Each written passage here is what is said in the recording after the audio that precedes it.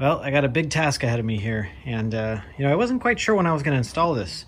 This is a vintage air kit, you know, for the Challenger, and you know, I kind of thought maybe I would do this after the engine was running, and maybe even, you know, I don't know, I would worry about that down the road. But I realized a lot of this stuff is going to be easier to do while the engine's out here. You know, I can get to these plates here, which are currently blocking off the AC stuff, but you know, I know that the tubes go through there, and then probably even like running some of the tubes might be easier here. So, oh, and the wiring too, which I'm still kind of working on right now, and I'm sure I'm gonna have to run some sort of like wires up here. So let's see what we got here.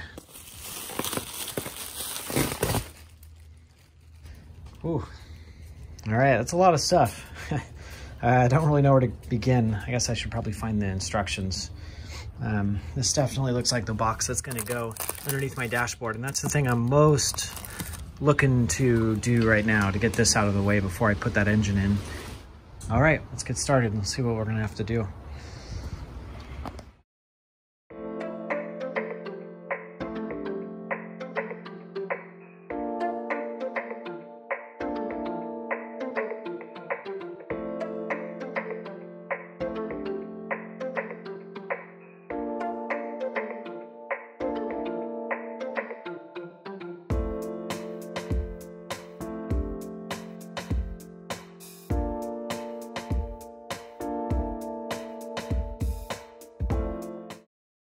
All right, I got my, I guess my defroster vent installed up there.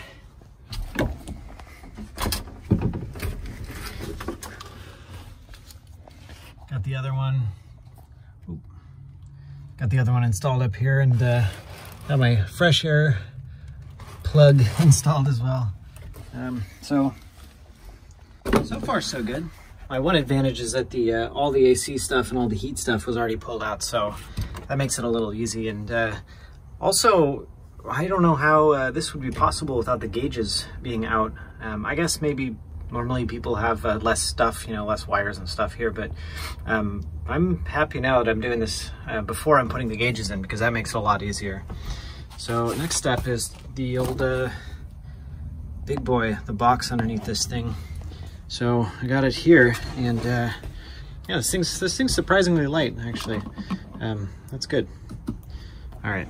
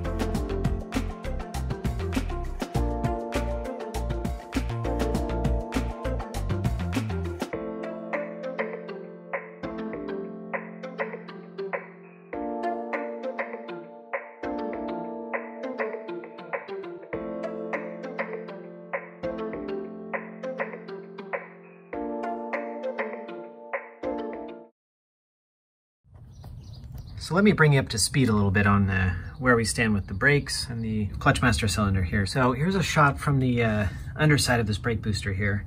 So I did get the 8-inch brake booster, and I turned it black here. And I'm actually really pleased with how the clearances ended up with the master cylinder. Let's see if we can get a shot down there. So that's what it looks like there. This is my AN4 clutch line here.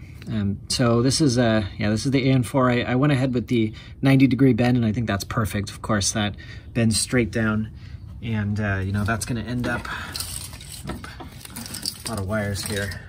All right, so that AN4 line is going to end up, you know, right there, somewhere in that general area. So that banjo bolt is definitely key to getting this thing to fit. You know, if we would have had to use the more standard, like, straight adapter, it's just gonna run into this 8-inch, and probably would have run into the smaller 7-inch brake booster too. So as it stands now, I have just enough clearance to fit my finger through, so that's perfect. You know, that's plenty of clearance, but I definitely couldn't fit anything bigger in here. You know, if there was like a 9-inch dual booster or something like that, it would have been a no-go, I think. So that guy's set up, and of course this side is still all good. You know, the clearance over there is still all good. So yeah, that's pretty much officially mounted in there and looking nice. So I do have the harness running through here, and I think I'm gonna route it underneath the brake booster, you know, just to keep it sort of out of the way. It's gonna hang out somewhere around there, I think. You know, and hopefully I can get the clutch reservoir, you know, from here. It's gonna come straight up, and then it'll, you know, hang out somewhere right up here.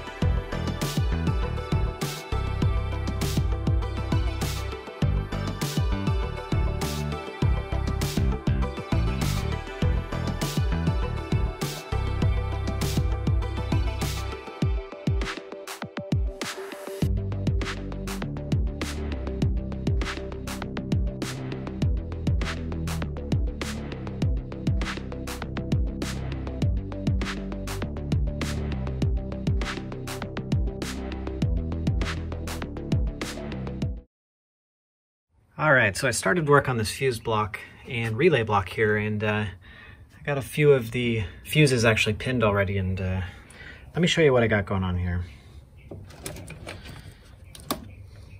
So this is meant to hold a handful of these fuses I'm gonna need, or I guess relays and fuses I'm gonna need for certain things, you know, 2 of them for the fan relays, 1 for the fuel pump relay, and then I also do have 1 for the line lock as well. And then this is sort of a convenient little setup because I'm able to then fuse these relays from right here, you know, so I can create these little short wires that just kind of jump from the fuse right to the relay in there. So the idea here is just to send these wires through these plugs, because this thing is you know, waterproof and sealed. Same thing with the fuses here. Just send them through these little round plugs like this, and these guys just pop right in there and seals off pretty conveniently. So I am trying to keep all of my wires, you know, pretty clean and tucked under. So I'm sort of running my, this is my main power wire harness, and then a bunch of other wires too, like my AC wires and, you know, all that stuff.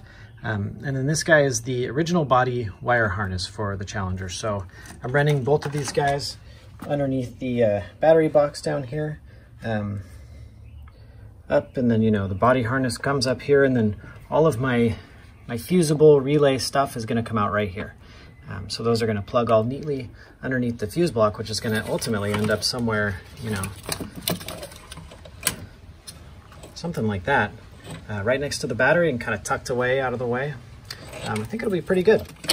So right now I'm just, you know, I've got these fuses here, or sorry, I've got these relays here, and you know, I got ones for, you know, fan high and low.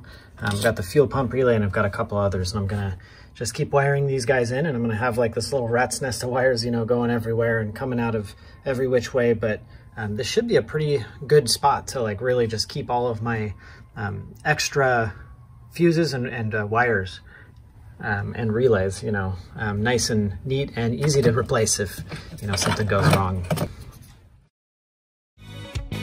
Standing at a microphone without a melody to sing.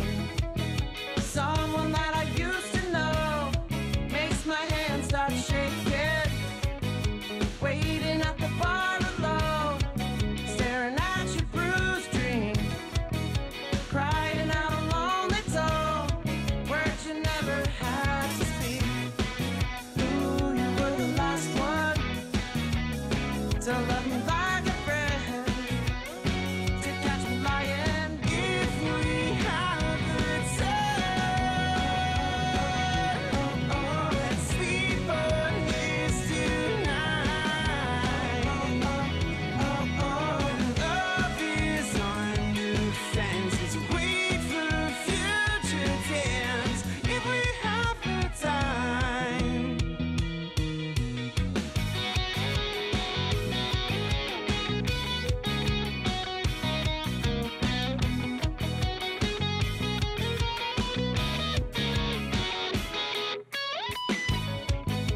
Waiting by my telephone, hoping somehow it will ring. Counting on my dying hopes to know the promise I should keep. Days spent in my empty home, no one to talking to me. Burning every second, so I should never have to think. Ooh, you were the best one. I can see you again, but I keep running. If we have the time.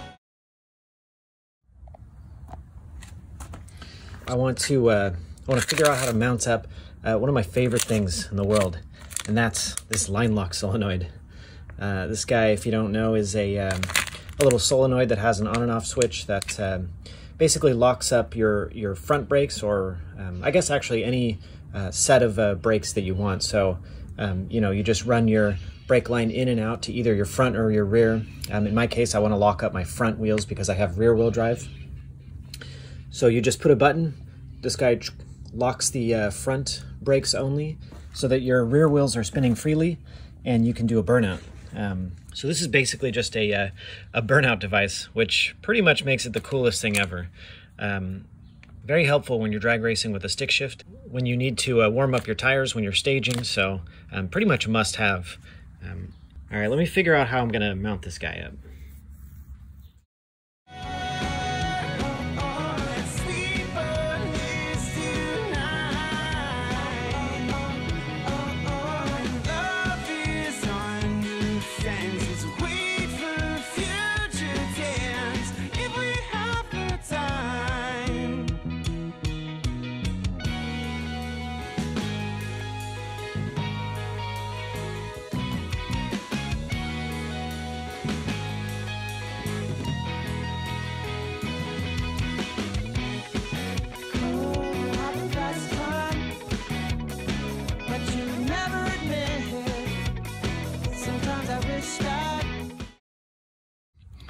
All right, there's the final product there.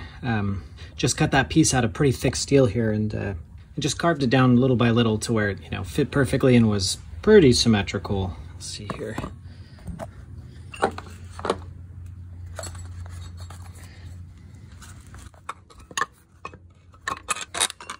All right, there we go. Yeah, it fits pretty good. So that'll make a good place here to mount this guy right under there. But first I'm gonna clean this guy up just a little bit and hit it with some black paint.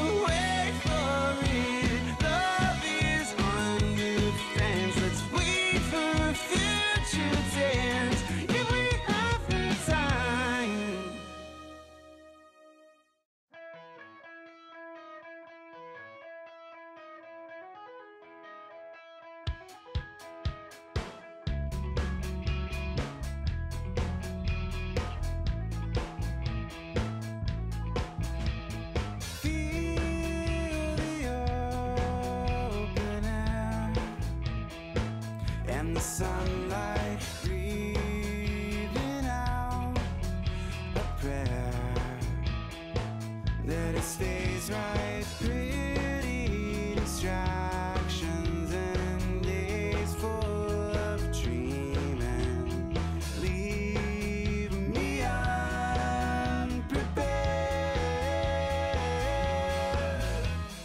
'Cause I've been dealing with these demons in my mind, telling me which way to go and what to decide. Whatever. All right, we got that line lock all plugged in and mounted up. Actually, it looks pretty cool. This thing actually came out pretty good, this mount. I kind of just cut and bent and kind of winged it, and I actually like that spot. You know, it's better, for me, it's better than drilling holes on the, you know, the inner fender here, which is usually where they're mounted. And, you know, if there's ever a leak, it's going to leak straight down. It's not going to just ruin my paint like what happened down here with some old master cylinder I had. So I got this thing all plugged in.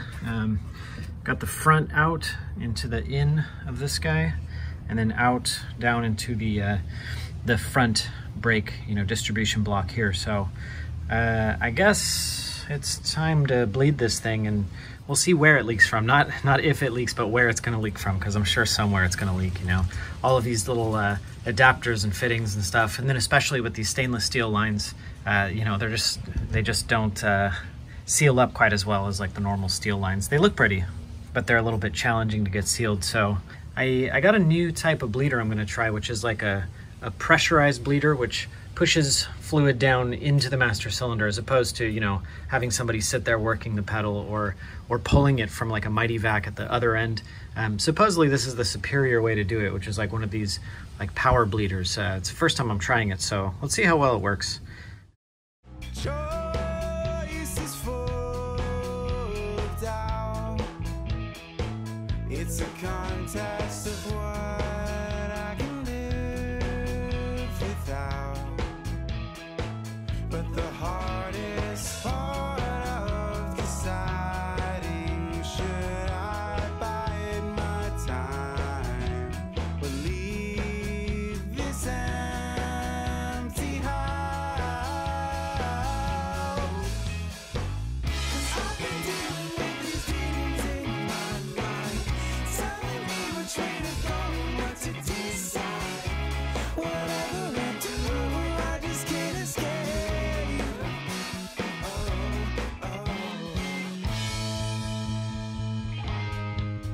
No road signs or spotlights pointing me the way, but I can't help but feel that now.